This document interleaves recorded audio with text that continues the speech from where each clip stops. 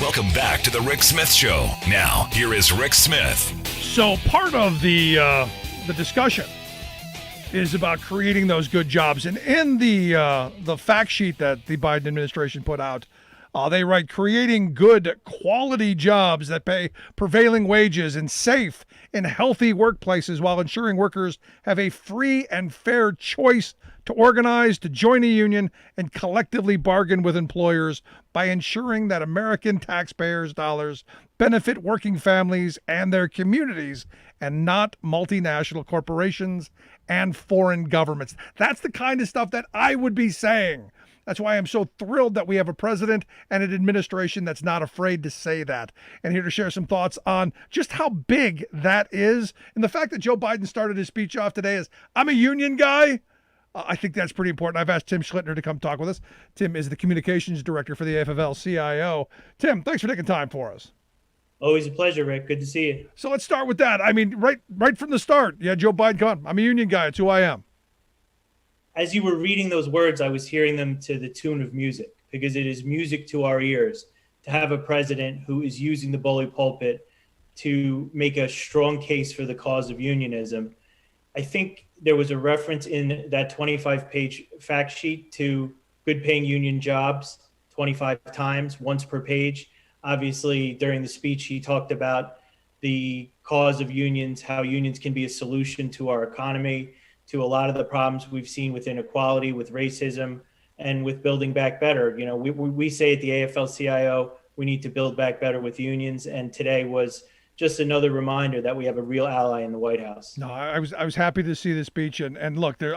I know Mitch McConnell had nothing else to say, but it's just a liberal wish list and what was it, ultra libera dogma or some nonsense, because they can't attack the fact that this is investing in our country. This is helping people get good quality jobs. And that's the only argument they've got, to claim it's some liberal conspiracy or nonsense.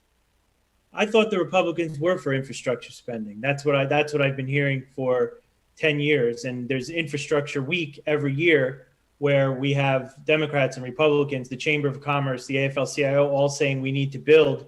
Well, the president's just put up a plan to build back better with unions. He's gone big, he's gone bold, like he said. He had his FDR moment today in Pittsburgh. And to me, it's time to get on board or get out of the way. And Mitch McConnell's in the minority now, so we don't care much what he thinks. And I'm hoping the Democrats hear that message from you and do what they have to do on this. Now, a lot of people were surprised that he included the PRO Act in this, something that I have been calling for months now, that I want this to be in. I wanted it in the last bill.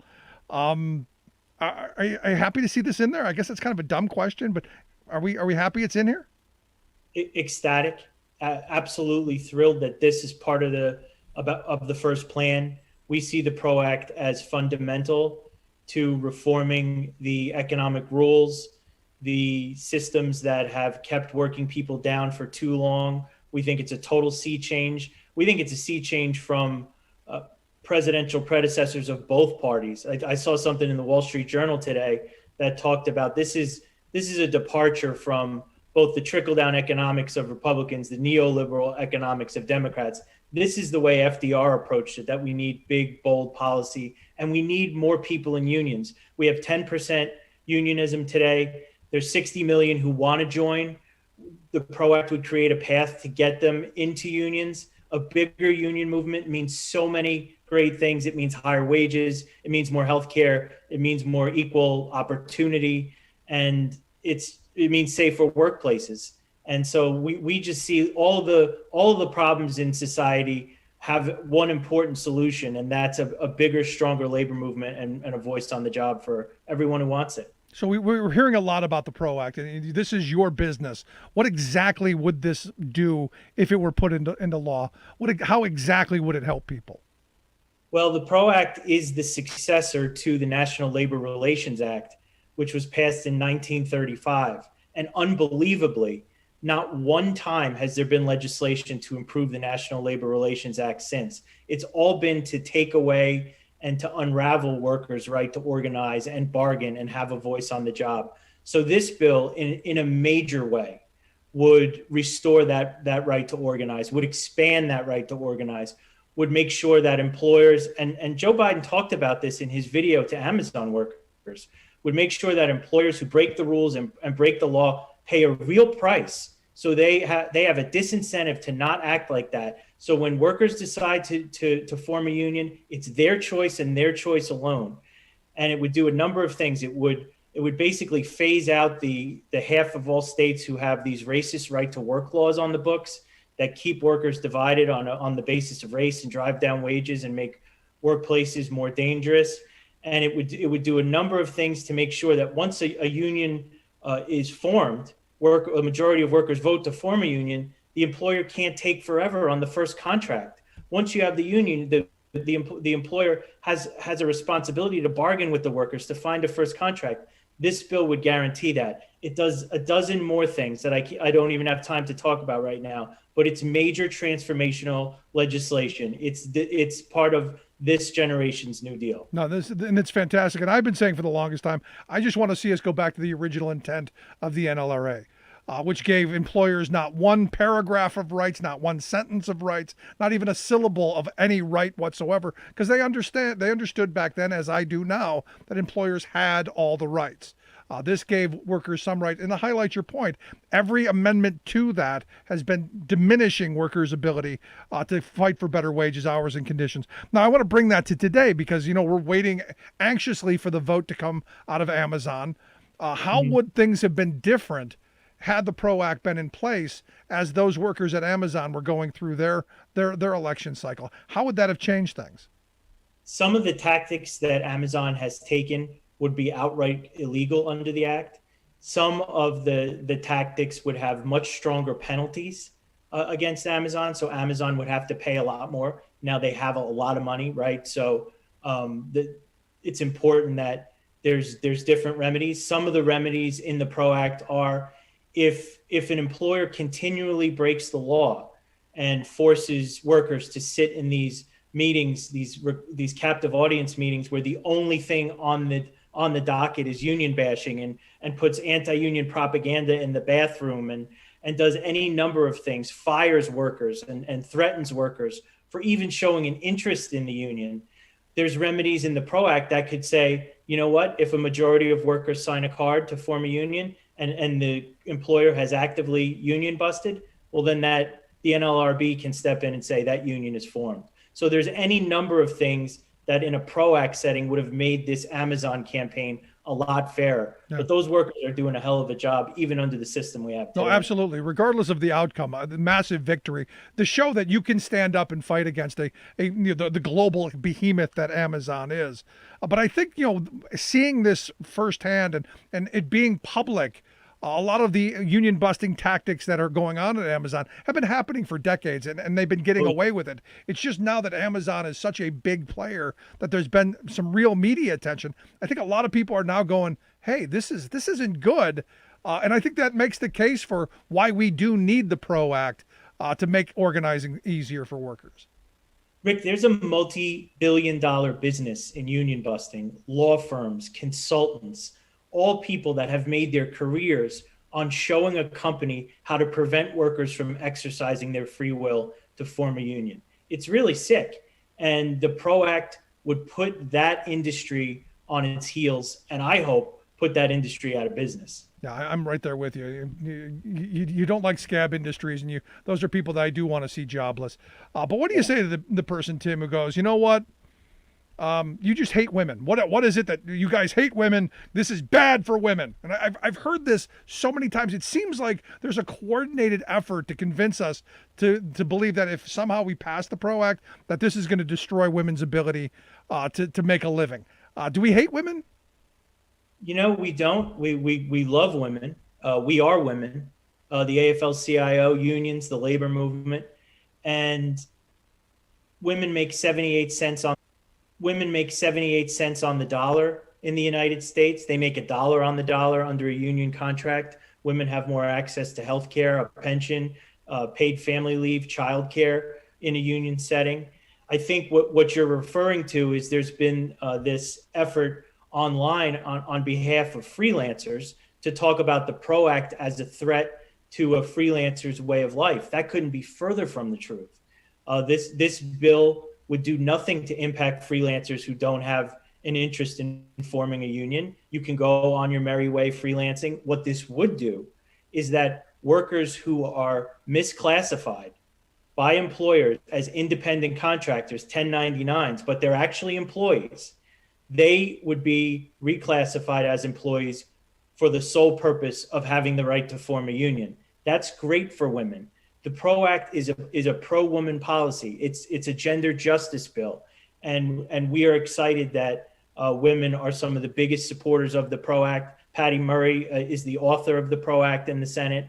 So we love women and we love the PRO Act, and those two things go right together. Now, it's interesting because one of the arguments that I hear from people is I need the flexibility of being my own boss. And I'm going, well, you can negotiate that in a contract. That's part of a negotiation. That's true. Every bit of flexibility. See, when I hear people talk about flexibility, I always wonder, I better hold my wallet when I hear about flexibility, because flexibility is a code word in a lot of the employer community for taking away rights, for taking away a defined benefit pension, for taking away health care, for taking away hours. Now, so if you want flexibility and you're in a union, you can negotiate that in your contract. And if you want to be your own boss and you have no interest in a union, then you don't have to form a union. But no one's talking about forced unionization. This is about workers and their right to form a union if they so choose. That's what it comes down to. Employers should have no say in whether or not a worker forms a union. And that's what the PRO Act would do.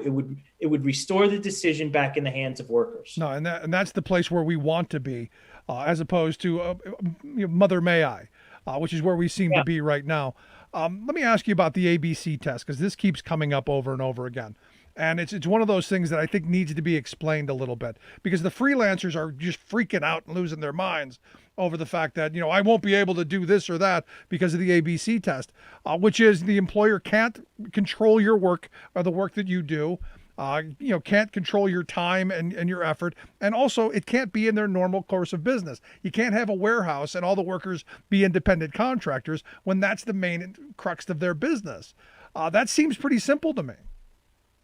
It's a straightforward test. It's in place in a number of states. Obviously, the California Supreme Court upheld it, but it was taken back by ballot measure out there under a lot of pressure and misinformation led by Uber and Lyft. But for the PRO Act specifically, the ABC test is narrow.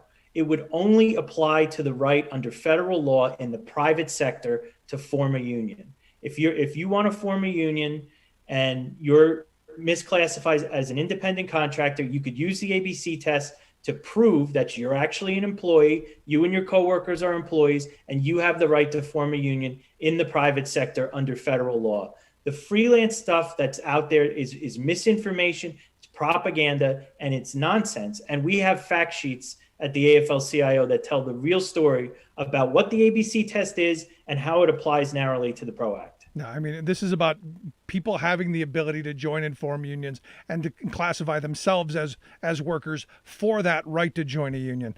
It seems pretty simple and straightforward to me, but I get all of this, again, the propaganda and the misinformation, which seems to be coming from, there's got to be a source that, because they're so on message.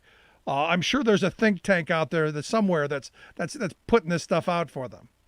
I wonder, Rick, and I should also say, you can't be a progressive and oppose the PRO Act. Those things don't jive. If you're a progressive, you can't oppose the PRO Act. If you support the PRO Act, then you're for workers' right to form a union. It's as simple as that. Now, you said this is for private sector only, so this doesn't affect the public sector. This doesn't affect what the Janus decision was, does it?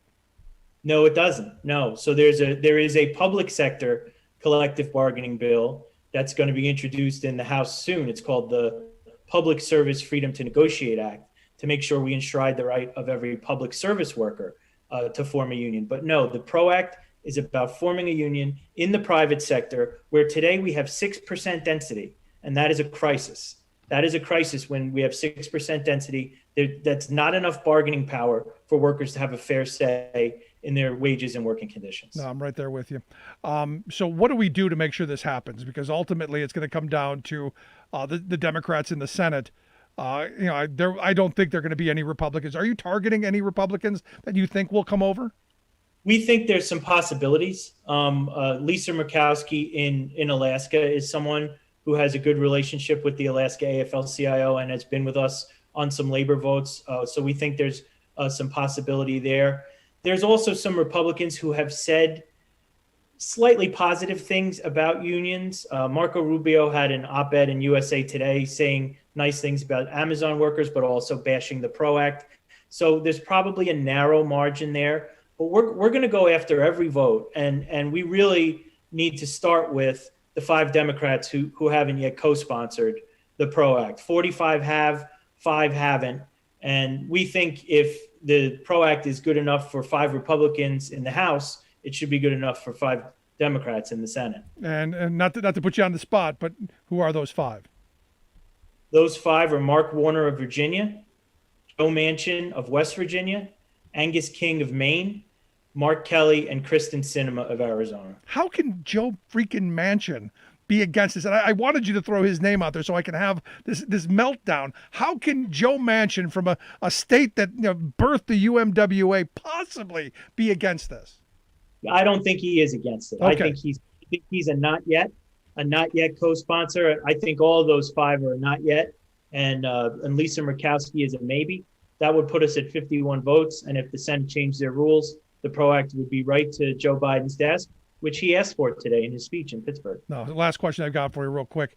My great fear, they pull this out as a bargaining chip. Any thoughts on that?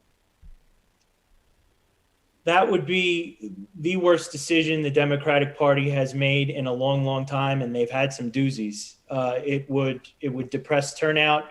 It would be bad politics. It would be bad policy. And it's my worst fear, but I don't think they're headed there. The Senate leadership and the president are very supportive of the PRO Act, and I think that we're going to find a way to get it done. From your lips, Tim, I appreciate the time. Great stuff, my friend. Thanks, Rick. It's always good. Good stuff. Tim Schlittner, Communications Director at the AFL-CIO, AFL-CIO.org, their website. Quick break. Right back. Stick around. You're listening to The Rick Smith Show. Remembering that united we bargain, divided we beg. Rick Smith.